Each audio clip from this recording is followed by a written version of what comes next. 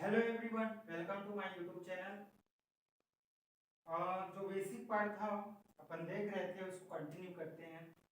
मैं कल बताया था कि आईएएस कोड जो 800 1984 था और आईएएस कोड जो 800 अभी जो नया है 2007 वाला, तो इसमें मैं बता रहा था इसमें चेंज हुआ है करके।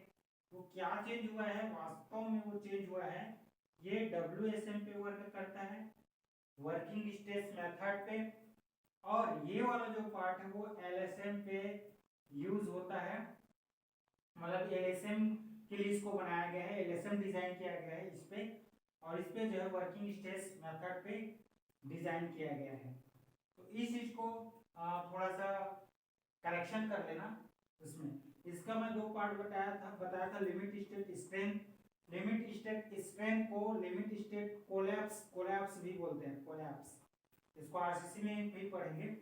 और लिमिट स्टेट सर्विसिबिलिटी तो बताया ही था, सर्विसिबिलिटी।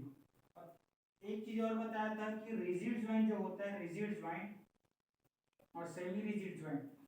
फ्लेक्सिबल में क्या बताया था कि जो मान लो ये कॉलम है और ये ज्वाइंट हो रहा है आई बीम मान लो, तो एक एंगल लगा दिए, ये हो जाता है फ्लेक्सिबल, ये हो जाता है फ्लेक्सिबल। लेकिन इसी में अगर अनइक्वल एंगल कर दे, अनइक्वल एंगल कर दे मतलब ये इसका जो लेग है, एक लेग जो है छोटा है, लेग बड़ा होगा, तो ये हो जाता है सेमी रिजिड। इस चीज को बिल्कुल ध्यान देंगे। और रिजिड में क्या होता है, इसमें एक चीज और कर देते हैं। इसमें रिजिड में मैं बोला था ना, एक मेंबर की तरह काम करेगा, पूरे स्ट्रक्चर इतना रिजिड रहता है, एक दूसरे से बंधे हुए होते हैं। तो इसमें क्या करते हैं, इसमें जो है यहाँ पे एक और एंगल लगा के जोड़ देते हैं। ये तो लगेगा ही, ये तो लगेगा ही, लेकिन इसमें और जोड़ देते हैं। तो इसमें क्या होता है, एक ही मेंबर की तरफ ही काम करता है पूरा जो स्ट्रक्चर है वो। तो इस चीज को उसमें उसको जब देखोगे वीडियो को, उसमें जो है ऐड कर लेना थोड़ा सा। फिर नेक्स्ट इस पे थोड़ा बेसिक्स, अभी तो बेसिक पार्ट ही चल रहा है, तो बेसिक पार्ट चल रहे हैं। तो जो शो में मैं बताया था कि जो कर्व बनता है, ये वाला जो कर्व बनता है उसको मैं किस में बताऊंगा बोला था, शो में, स्ट्रेंथ ऑफ मटेरियल में बताऊंगा। तो इसी से रिलेटेड है कि ये तो माइल्ड स्टील के लिए। लेकिन अपन जब आइडियल कर्व की बात करते हैं, तो ये जो स्ट्रेस स्ट्रेन कर्व होता है, स्ट्रेस स्ट्रेन कर्व जो होता है, अगर मैं आइडियल की बात करूं तो आइडियल कंडीशन में कैसे बनता है, आइडियल कंडीशन में सिर्फ ऐसे करके बनता है, ये गया और ऐसे करके। कहने का मतलब है कि यहाँ पे जो पॉइंट आ रहा था, कहने का मतलब ये हो रहा है यहाँ पे कि इसमें जो स्ट्रेस लग रहा है, स्ट्रेन एक इस लिमिट तक क्या हो रहा है, स्ट्रेस बढ़ रहा है तो स्ट्रेन भी बढ़ रहा है। लेकिन बाद में क्या हो रहा है पता है, बाद में ये हो रहा है कि स्ट्रेस नहीं लग रहा है, नहीं बढ़ रहा है, उसमें कुछ चेंज नहीं हो रहा है, उतना ही लगा हुआ है, लेकिन स्ट्रेन बढ़ रहा है, स्ट्रेन बढ़ रहा है, स्ट्रेन की वैल्यू बढ़ रही है, लेकिन स्ट्रेस वहीं पे वही है। तो ये कंडीशन पे वर्क करता है जो हमारा स्ट्रक्चर है, वो यही होता है आइडियल कर्व। इसी को आइडियल आइडियल कर्व बोला जाता है, इस चीज को याद रखेंगे। तो कुछ कुछ बेसिक प्रॉपर्टी स्टील की उसको देख लेते हैं। जैसे मॉडुलस ऑफ प्लास्टिसिटी स्टील का होता है 2 × 10⁵ न्यूटन पर mm स्क्वायर। जाहिर सी बात है, ये चीज सबको पता है, एकदम बेसिक है। अब आजकल क्वेश्चन में सब पूछता भी नहीं है, लेकिन मैं इसको बताना है तो बता रहा हूँ। दूसरा होता है इसमें मॉडुलस ऑफ प्लास्टिसिटी हो गया। यूनिट वेट ऑफ स्टील का अपन को पता है, यूनिट वेट कितना होता है 7850 kg पर मीटर क्यूब। मतलब अगर स्टील को मैं 1 मीटर क्यूब बना दूं, 1 मीटर क्यूब बना दूं, कैसे बनेगा, 1 मिनट, 1 मीटर क्यूब बना दो, ऐसे करके रहेगा, ठीक है, ऐसे करके मान लो ये 1 मीटर, 1 मीटर और 1 मीटर, ठीक है, उधर 1 मीटर, इधर 1 मीटर, इधर 1 मीटर, 1 मीटर क्यूब बन गया ना, 1 metre by 1 metre by 1 metre, 1 metre cube. तो 1 मीटर क्यूब में जब इसका वेट मैं करूंगा तो 7850 kg आएगा स्टील का, ठीक है, ये यूनिट वेट हो गया। दूसरा होता है पॉइजन रेशियो। पॉइजन रेशियो जो होता है वो होता है वैसे तो माइल्ड स्टील के लिए, माइल्ड स्टील की अगर हम बात करें तो माइल्ड स्टील के लिए होता है 0.286, जिसको याद रखना हो सकता है पूछ दे। लेकिन इलास्टिक रेंज में जब होता है, ये इलास्टिक रेंज वाला ध्यान दें, उसमें 0.2 लिया जाता है और प्लास्टिक रेंज में 0.3 लिया जाता है। क्या पॉइजन रेशियो को याद, सॉरी ये होता है 0.3 और ये होता है 0.5, ठीक है। इलास्टिक रेंज में 0.3 और ये होता है प्लास्टिक में 0.5, इस चीज को याद रखेंगे। फिर होता है coefficient of thermal expansion, mu लिख दिया 0.3, ये मैंने इलास्टिक रेंज का। अब होता है क्या thermal expansion, coefficient of thermal expansion steel का क्या होता है 12 × 10⁻⁶ पर डिग्री सेल्सियस। मतलब 1 डिग्री सेल्सियस अगर तापमान होगा स्टील में 1 डिग्री, तो उसका जो कोएफिशिएंट ऑफ एक्सपांशन है, जो एक्सपांशन का जो है वो कितना हो जाएगा 12 × 10⁻⁶, मतलब इतना 0.0000012, ठीक है, इतना होगा कोएफिशिएंट ऑफ थर्मल एक्सपांशन, ठीक है। ये हो गया। पांचवा होता है modulus of rigidity. Modulus of rigidity C या जी से दर्शाते हैं। Shear stress upon shear strain equal to modulus of rigidity होता है, stress by strain equal to modulus of elasticity होता है, और बल्क मॉडुलस का होता है direct stress upon volumetric strain, direct stress upon volumetric strain, ये होता है बल्क मॉडुलस। तो ये पता है, तो ये शेयर स्ट्रेस कितना होता है 0.769 × 10⁵ न्यूटन पर mm², ठीक है। इस चीज को नोट डाउन कर लेंगे, हो सकता है पूछ ले। एल्यूमिनियम का 0.26 × 10⁵ होता है, इस चीज को याद रख लेना डाटा के लिए, ठीक है। तो ये उसका बेसिक प्रॉपर्टी है स्टील का, ये होता है इसका, ठीक है। अब थोड़ा सा समझते हैं। मान लो ये सेक्शन है, इसको सिर्फ समझना, इससे पूछा जाता है, लेकिन ये अच्छा है, इसका कॉन्सेप्ट अच्छा है और हो सकता है पूछ दे। तो इसमें क्या होता है, मान लो ये है, तो सबसे पहले तो एक मिनट उसको बता देता हूँ मैं सबसे पहले, नहीं तो ये समझ नहीं आएगा। स्ट्रेस जो है ना, स्ट्रेसेस जो होते हैं ना, वो दो प्रकार के होता है। एक होता है डायरेक्ट स्ट्रेस, एक मिनट, ये होता है नॉर्मल स्ट्रेस, दूसरा होता है शेयर स्ट्रेस, ठीक है। नॉर्मल स्ट्रेस जो है दो प्रकार के होते हैं, इसको नोट डाउन कर लो, इंपॉर्टेंट है। ये होता है एक्सियल टेंशन और ये होता है एक्सियल कंप्रेशन, ठीक है। ये हो गया एक्सियल कंप्रेशन। उसके बाद जो है, एक मिनट ना, ये जो है, ये दो प्रकार के जो होता है, उनमें सबसे पहले डायरेक्ट स्ट्रेस होता है और इनडायरेक्ट स्ट्रेस होता है, और ये शेयर स्ट्रेस है, ठीक है। डायरेक्ट स्ट्रेस जो है दो प्रकार के होता है, एक होता है एक्सियल टेंशन और ये होता है axial compression, clear. Indirect stress होता है बेंडिंग टेंशन, बेंडिंग क्या हो जाएगा कंप्रेशन, इस चीज को बिल्कुल याद रखना। तो ये जो डायरेक्ट स्ट्रेस है, क्या है, नॉर्मल ऐसे होगा या ऐसे होगा, या फिर टेंशन में ऐसे होगा, ये डायरेक्ट लग रहे हैं। लेकिन इनडायरेक्ट में क्या होता है, अपने को चीज दिखता नहीं है, दिखता तो ये भी नहीं है, लेकिन ये अपने को डायरेक्ट पता चल रहा है कि हम इसको खींच रहे हैं, इसको दबा रहे हैं। उसमें ना तो खींच रहे हैं ना दबा रहे हैं, उसमें क्या होता है, जब लोड आता है तब होता है कौन सा इनडायरेक्ट स्ट्रेस, बेंडिंग या तो टेंशन होगा, बेंडिंग कंप्रेशन होगा। कैसे होगा, तो इसको नोट डाउन कर लो। जो मैं बता रहा था वो मेन पॉइंट, तो इसका इनडायरेक्ट स्ट्रेस जो मैं बताया अभी, बेंडिंग टेंशन, बेंडिंग, कंप्रेशन। तो ये जो मैं बता रहा था उसमें क्या हो रहा है, जब ये लोड लगता है ना, लोड, तो ये बेंड होता है, ऐसे करके बेंड होता है, ऐसे करके, ठीक है। तो जब बेंड होता है तो ये ऐसे करके डिफॉर्म होता है, ठीक है, ऐसे करके डिफॉर्म हो गया, ठीक है। तो जब ऐसे डिफॉर्म है तो ये वाला जो पोर्शन है वो कंप्रेशन में चला गया, ठीक है, कंप्रेशन में चला गया, और ये वाला पोर्शन क्या आ जाएगा, टेंशन में चला गया, ठीक है। देखो ऐसे करके वो मतलब अगर हो रहा है तो ये जो है कंप्रेस हो रहा है, ये कंप्रेस हो रहा है, और इधर क्या हो रहा है, टेंशन में जा रहा है, इधर टेंशन खिंचाव हो रहा है इधर, ठीक है, और ये जो है कंप्रेस हो रहा है। तो इसी को बोलते हैं bending compression, bending tension. Load ऐसे लग रहा है लेकिन वो बेंड होने के कारण नीचे में टेंशन आ रहा है, ऊपर में कंप्रेशन आ रहा है।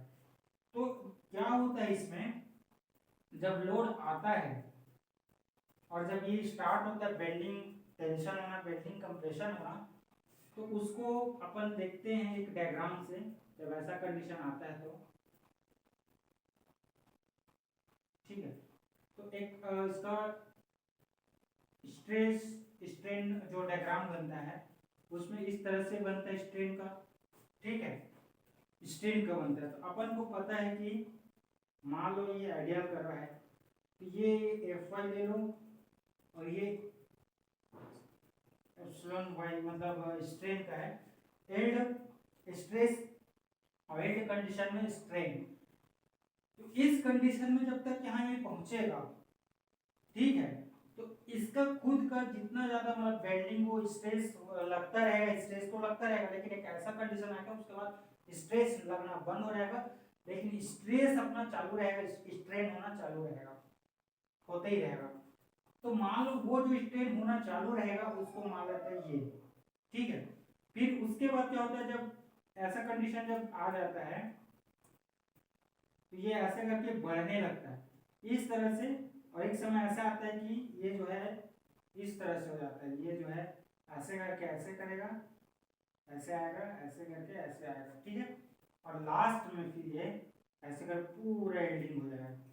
अब एल्डिंग हो जाना कहने का मतलब ये है कि ये जो बीम है उसमें फाइबर्स है, मान लो ये फाइबर्स है, ठीक है, ये फाइबर्स है, ये बीच का न्यूट्रल एक्सिस है। तो फाइबर जो है इल्ड होने स्टार्ट होता है, इल्ड मतलब उसमें चेंज आने लगता है, स्ट्रेस के कारण जो इसमें स्ट्रेन आ रहा है चेंज आने लगता है। तो पहले ये वाला पार्ट आएगा ऊपर का, फिर ये वाला पोर्शन आएगा, फिर धीरे धीरे करते करते यहाँ तक पहुंच जाएगा, और ये भी पहले ये आएगा, फिर ये आएगा, फिर ये आएगा, और एक कंडीशन आएगा कि यहाँ पे पहुंच जाएगा। तो जब यहाँ पे पहुंच जाएगा सारा जो फाइबर्स है वो इल्ड कंडीशन में चला जाएगा। तो इस कंडीशन में पहले क्या हो रहा है, ये वाला जो है ना, जो इसका जो फ्री जो स्ट्रेन है, इसका ये जो लेस देन होता है ये, ठीक है, लेस हुआ, लेकिन फिर एक कंडीशन ऐसा है कि चलो फिर भी उससे नीचे ही है, तो लेस ही हुआ। लेकिन उसके बाद क्या होता है, नेक्स्ट जब चालू होता है तो अब ये बढ़ जाता है, और ये जो है यहाँ तक पहुंच गया, अभी आगे बढ़ गया, तो ये बड़ा हो गया ना, ये बड़ा हो गया मतलब स्ट्रेन बड़ा हो गया, और अंत में ये कंडीशन ऐसा आ गया कि ये जो इतना ज्यादा हो गया, इतना ज्यादा हो गया कि इल्ड से बहुत दूर चला गया, ये इधर चला गया।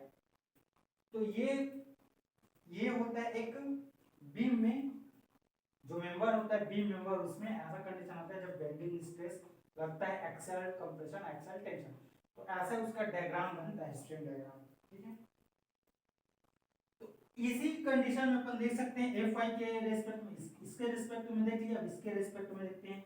तो यहाँ पे मान लो एफ, कोई एफ होगा, तो एफ होगा वो ये बड़ा होगा, फिर ये बड़ा होगा, एक कंडीशन ऐसा आएगा, इस कंडीशन में क्या होगा, एफ ये बड़ा हो जाएगा एफ वाई से, और एक कंडीशन ऐसा आएगा कि एफ बहुत ज्यादा बड़ा हो जाएगा एफ आई के रेस्पेक्ट में। उसी तरह एम का भी होगा, एम जो मोमेंट है वो मोमेंट का less than M Y, less than M Y, और यहाँ पे आ जाएगा कि ये बड़ा हो जाएगा एम वाई से, और एक कंडीशन ऐसा आएगा कि ये जो मोमेंट है तो बहुत बड़ा हो जाएगा यील्ड मूवमेंट से। जो यील्ड मूवमेंट होगा, जो मूवमेंट होगा वो यील्ड मूवमेंट से बहुत आगे निकल जाएगा। तो ये कंडीशन को बिल्कुल नोट डाउन कर लेंगे, अभी जो बताऊंगा उसमें काम आएगा, इसमें एक्सप्लेन जो करूंगा उसमें ये सबको पता रहना चाहिए। तो अब क्या होता है, इसको जब देखते हैं उसको वो जो जितना बना था उसको एक ग्राफ के रूप में देखते हैं, तो मान लो ये देखते हैं ये एम वाई वाला पार्ट है यील्ड कंडीशन में, अब दूसरा वाला पार्ट है जो ये एमपी में चला गया। तो सारे फाइबर्स जब इस टाइप का डायग्राम बनने स्टार्ट हो जाता है, सारे फाइबर्स यील्ड हो जाते हैं, सारे फाइबर्स यील्ड हो गए, सारे फाइबर्स इस कंडीशन में हो गए। तो इसका बेस्ट एग्जांपल समझते हैं, जैसे प्लास्टिक ले लो, प्लास्टिक को ले लो और ऐसे ऐसे करके इसको जैसे तोड़ते हैं ऐसा ऐसा करके बार बार, तो जब पूरा यील्ड हो जाता है ना तो हिंज कंडीशन में बन जाता है, हिंज कंडीशन में बन जाता है, मतलब ऐसे ऐसे करते हैं और एक समय ऐसा आता है कि वो फिर अलग हो जाता है। प्लास्टिक में अपन देखे होंगे ऐसे करके अपन उसको जब तोड़ते हैं तो पहले क्या हो रहा है, पहले कुछ नहीं होता, पहले ज्यादा फोर्स लगाना पड़ता है, स्ट्रेस, ठीक, कम स्ट्रेन हो रहा है, फिर धीरे धीरे एक ऐसा कंडीशन आ जाता है, फिर यील्ड से पार होने लगता है, जो मैं यील्ड बताया इससे फिर पार होने लगता है। एक कंडीशन ऐसा भी आता है कि इसके जब आगे चला जाता है तो सारे जब पूरे फाइबर यील्ड हो जाते हैं तब जाके एक ऐसा कंडीशन आता है कि एक प्लास्टिक हिंज बनता है, उसी को प्लास्टिक हिंज बोलते हैं, और वो क्या है, टूट जाता है, अलग हो जाता है। तो इस कंडीशन में क्या होगा, सबसे पहले ऐसा मेंबर जो यील्ड मूवमेंट तक पहुंचेगा ही नहीं, यील्ड मूवमेंट तक पहुंचेगा नहीं, मतलब यहाँ पे पहुंचा ही नहीं, इसके नीचे, इसको बोलते हैं सिलेंडर, ठीक है। लेकिन थोड़ा सा इसको पार कर गया,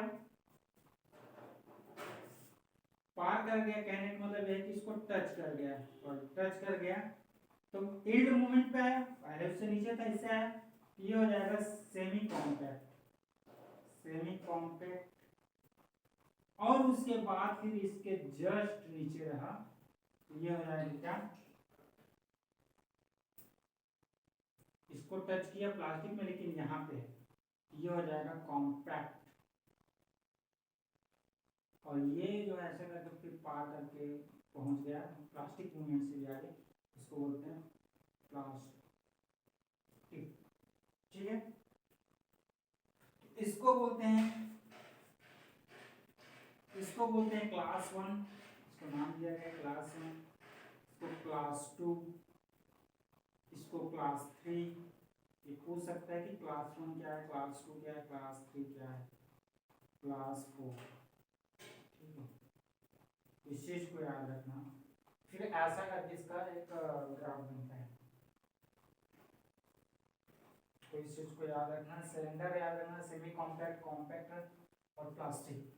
कब कब होता है, कैसे मैं बताया, स्टार्ट हुआ यील्डिंग होना, यहाँ तक पहुंचा तो ये नीचे रहेगा तो सिलेंडर रहेगा, फिर यहाँ तक पहुंचेगा तो सेमी कॉम्पैक्ट जस्ट टच करेगा, तो फिर यहाँ जब प्लास्टिक मूवमेंट में आएगा तो एक कंडीशन ऐसा आएगा, कॉम्पैक्ट कंडीशन में पहुंचेगा और फिर प्लास्टिक कंडीशन में। तो वहाँ पे जो डायग्राम अपन जो बनाए थे ये वाला, इसमें क्या होता है, एक ऐसा कंडीशन आता है, ठीक है, यहाँ पे मतलब हिंज बन जाते हैं, मैं बोला ना ऐसे करके इसको मतलब तोड़ते जाएंगे तो ऐसा कंडीशन की प्लास्टिक हिंज बनाता है, और वो क्या है फिर ब्रेक हो जाता है, वहां से कोलैप्स कहा जाना चाहिए, कोलैप्स कर जाता है। ये बहुत इंपॉर्टेंट टॉपिक है, इसको याद रखेंगे।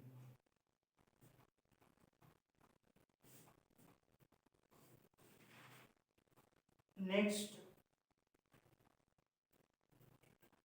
थोड़ा सा इसके बारे में थोड़ा सा देख लेते हैं, जो अभी बताया प्लास्टिक सेमी कॉम्पैक्ट कॉम्पैक्ट, इसका आईएस कोड में इसका मतलब एक डाटा दिया हुआ है, जैसे कि जो बीम बताया था ना, beam, channel section, angle section, ये सब चीज को याद रखना है। तो जो बीम बताया था, जो आई सेक्शन है, ठीक है, पहली बात तो आई सेक्शन ऐसा नहीं बनाया जाता, ये थोड़ा राउंडेड शेप में होता है, राउंडेड शेप में होता है, कहने का मतलब ये है कि जब लोड आता है ना, तो अगर वो मतलब ऐसे अगर होगा तो कॉन्सेंट्रेट ऑफ स्ट्रेस हो जाएगा, बहुत ज़्यादा कॉन्सेंट्रेट हो जाएगा। तो उसको आराम से लोड को ट्रांसफर करने के लिए थोड़ा सा ऐसे करके बनाते हैं, फ्लेयर टाइप का फ्लेयर होता है ना, ऐसे करके फ्लेयर, तो उसमें क्या आराम से ट्रांसफर होता है। ठीक है, तो इस चीज़ को याद रखेंगे। इस कंडीशन में क्या होता है, जब ऊपर से लोड पड़ता है तो यहाँ पे देखना लोड पड़े ऊपर अगर लगाएंगे ऐसे बीम डाल दी ऊपर में, ये देखना ऐसे करके ये जो है इसका जो फ्लेंज है, इसका जो फ्लेंज है ऐसे करके वो मुड़ जाएगा। तो इसी को बचाने के लिए एक आईएस कोड में एक वो दिया गया है, फ्लेंज जो है जो 80% जो है, पहले तो यही बता देता हूँ कि फ्लेंज जो है बेंडिंग में रेजिस्ट करता है, और ये वेव है ये शेयर फोर्स रेजिस्ट करता है। तो बेंडिंग मोमेंट जो रेजिस्ट करता है वो कितना करता है, 80% बेंडिंग मोमेंट को रेजिस्ट करता है, 80% बेंडिंग मोमेंट को क्या करता है, रेजिस्ट करता है। ठीक है, वेव क्या करता है, शेयर फोर्स को रेजिस्ट करता है, नोट डाउन कर लो। ठीक है, तो ये जो बकल हो रहा है, ये फ्लैंज जो है बकल है, इसको बचाने के लिए आईएस कोड में एक मतलब एक रूल है कि इससे ज्यादा नहीं होना चाहिए करके। जैसे कि एग्जांपल के लिए तब समझ आएगा, जैसे कि ये वाला मान लो ये तो पूरा बीएफ है, विड्थ ऑफ फ्लैंज। ठीक है, ये हो जाएगा, ये क्या हो जाएगा, TF TW, thickness of wave, ये वेव है ये फ्लैंज है, अपर फ्लैंज लोअर फ्लैंज, ये जो है थिकनेस ऑफ वेव। तो ये वाला जो सेंटर से ये वाला जो पार्ट है इसको छोटा बीएफ है। ठीक है, तो विड्थ ऑफ फ्लैंज इसमें दिया गया फ्लैंज के लिए, इसको नोट डाउन कर लेंगे, बीएफ के लिए बीएफ बाई टीडब्ल्यू। ठीक है, बीएफ बाई टीडब्ल्यू। इसका एक कंडीशन दिया गया है कि मान लो अगर वो प्लास्टिक कंडीशन में है, प्लास्टिक कंडीशन में है, सेमी कॉम्पैक्ट जो भी पढ़ा है, और एक क्या पढ़ा है, कॉम्पैक्ट, सिलेंडर के लिए नहीं दिया गया है। ठीक है, इसको पहले लिख लेते हैं, कॉम्पैक्ट को पहले लिख लेते हैं, फिर सेमी कॉम्पैक्ट।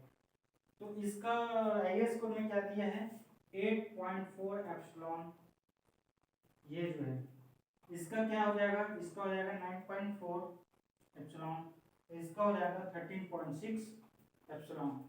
एप्सिलॉन एक्चुअली क्या है, यील्ड रेशियो है, क्या है, यील्ड रेशियो है। इसका फॉर्मूला होता है √250/Fy।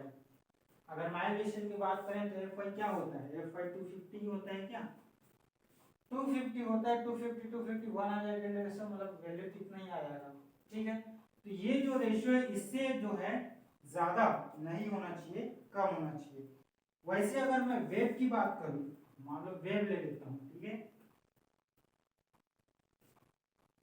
मतलब कोई भी कंडीशन आएगा, जैसे अगर मैं 8.49 कितना बोला, 8.4 9.4 और ये 13.6, semi plastic sorry semi compact, compact और प्लास्टिक, तो ये जो रेशियो है ये इतना आ रहा है, इतना आ रहा है, इतना आ रहा है।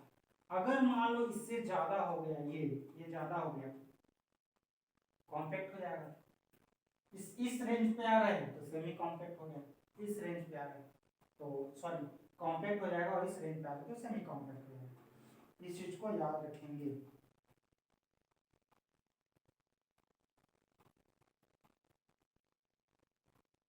अब जैसे कि वेव का बताया ना, दूसरा जो है वेव का, वेव का भी ऐसी है, तो वेव का जो रेशियो दिया है वो d/tw दिया है। ठीक है, ये d है, ये वाला d है, ये वाला d है, और ये वाला tw। ठीक है, एक मिनट ना, ये tf है, tf यानी जो फ्लैंज है ना, फ्लैंज, tf फ्लैंज का थिकनेस, तो d/tw इसका आईएस कोड में इसको याद रखना पड़ेगा, ये कोई समझाने मतलब वो चीज नहीं है कि एकदम से इसको एक्सप्लेन करना। आईएस कोड में दिया है भाई, इतना रेंज में आएगा, इससे ज्यादा होगा तो प्लास्टिक हो जाएगा, इससे ज्यादा होगा सेमी कॉम्पैक्ट हो जाएगा, इससे ज्यादा कॉम्पैक्ट हो जाएगा। इस चीज को याद रखना। ठीक है, इसका इसका दिया है कितना, 84 एप्सिलॉन, इसका डाटा दिया 105, जो बोलते जा रहा को नोट डाउन कर लेंगे 126 एप्सिलॉन। क्या है ये? Plastic, plastic, compact, compact, semi compact, semi compact. ठीक है, इस चीज को याद रखेंगे। जैसे एग्जाम्पल के लिए मान लो मैं बता रहा हूँ, एग्जाम्पल के लिए क्या दिया है, जैसे कि B by T F, B ये वाला बी हो गया और ये टी एफ। मान लो बी में दिया हूँ 7 मतलब 75 ले रहा हूँ, 75 mm, और ये 10 ले रहा हूँ, 10 mm। कितना है? 7.5। ठीक है, 7.5 पाया। तो प्लास्टिक में क्या हो रहा है? प्लास्टिक में हो रहा है 8.4 था। ठीक है, और ये क्या है? ज्यादा है 7.5 से, 9.5 से ज्यादा तो है ही है। तो पहले तो किससे गुजरेगा? सेमी कॉम्पैक्ट से, फिर कॉम्पैक्ट में जाएगा, फिर प्लास्टिक में जाएगा। तो ये 8.4 प्लास्टिक का रेंज है, जो 7, मान लो 8 रेशियो को 1 लेता हूँ तो 1 हो जाएगा। तो ये आ रहा है, तो इसलिए इस सेक्शन को बोल सकते हैं कि प्लास्टिक,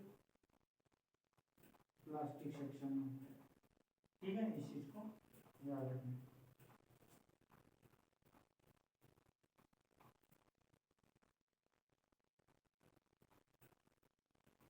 फिर नेक्स्ट इसका देखते हैं। तो मैं जो बताया था 800, फिर से बता देता हूँ, 800 मिस्टर WSM के लिए डिजाइन किया गया था।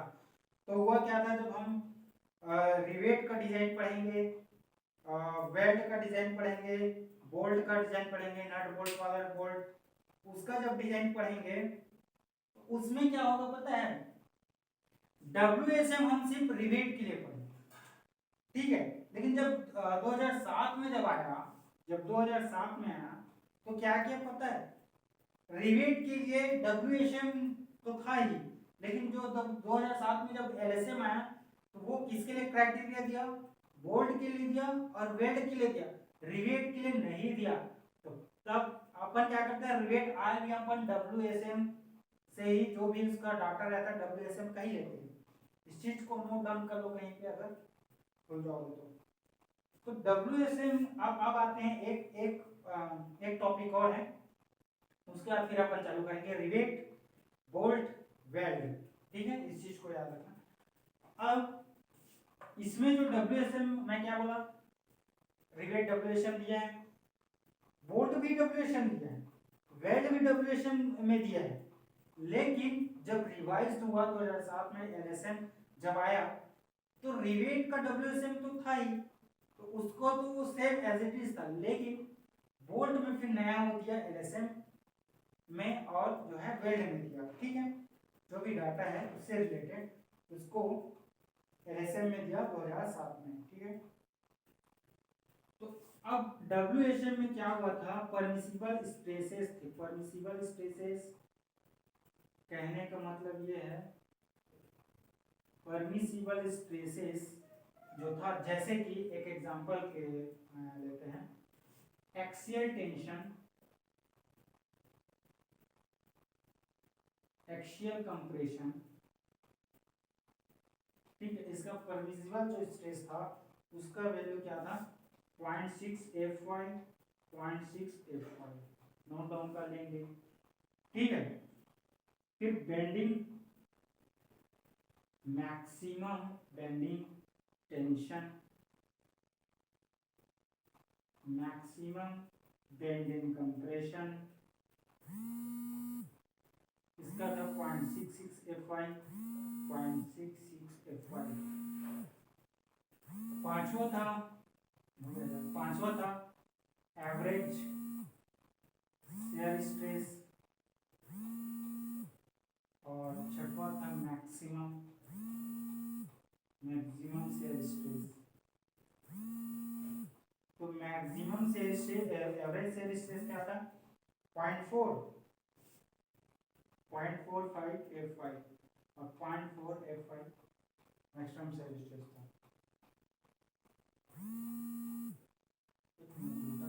0.4 ये 0.45। स्लैब स्लैब बेस बाद में पढ़ेंगे उसको, बस थोड़ा सा भी याद रख लो। स्लैब बेस के लिए क्या है, स्लैब बेस में जो स्ट्रेस आएगा परमिसिबल कितना होगा 185, और कॉलम बेस में जो आएगा, कॉलम बेस में को नोट डाउन कर लो 120। डायरेक्ट इसमें से एक ठो पूछता है, कंफर्म पूछता है, कुछ नहीं है। अभी बताया स्ट्रेसेस नॉर्मल होता है, शेयर होता है, नॉर्मल फील्ड दो प्रकार का होता है, डायरेक्ट इनडायरेक्ट। डायरेक्ट में क्या था, एक्सेल टेंशन एक्सेल कंप्रेशन, भाई एक्सेल टेंशन एक्सेल कंप्रेशन। फिर इनडायरेक्ट में क्या था, बेंडिंग कंप्रेशन बेंडिंग टेंशन, वो बताया। फिर शेयर स्ट्रेस का उसको बाद में देखेंगे, शेयर स्ट्रेस का फिर भी देख लो अगर समझना चाहते। लेकिन ये डाटा है, इसको याद रखना पड़ेगा।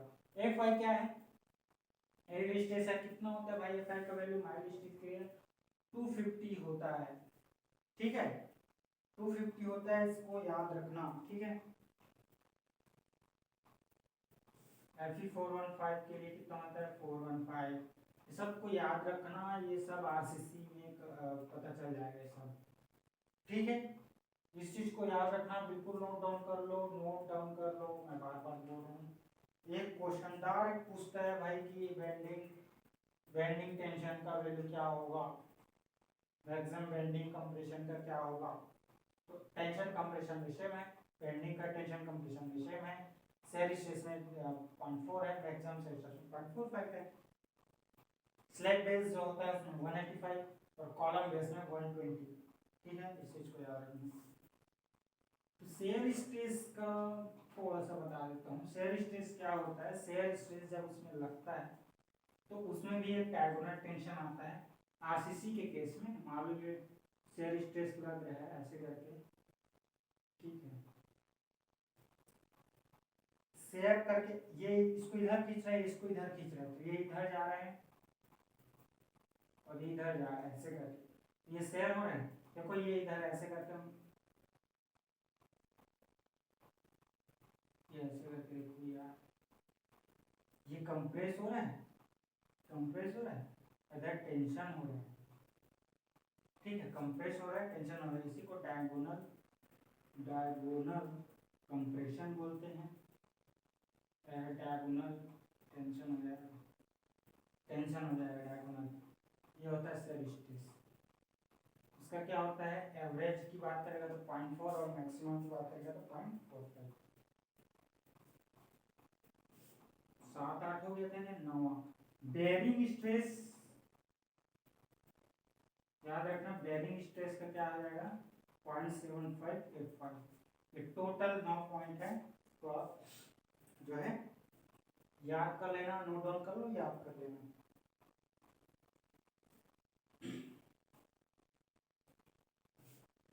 बेयरिंग स्ट्रेस वही है कि मान लो लोड लगा है तो कितना बियर कर रहा है, कोई डिफॉर्म नहीं हो रहा है, कितना बियर कर, कितना सह सकता है। मान लो मैं 25 किलो का वजन लेता हूँ तो मैं कब तक उसको बियर करके रख सकता हूँ, उठा के रख सकता हूँ इस कंडीशन पे, उसी को बेयरिंग स्ट्रेस बोलते हैं। तो कितना होना चाहिए 0.7585। इसका मतलब वही है कि इस स्ट्रेस का मान लो 250 है परमिसिबल।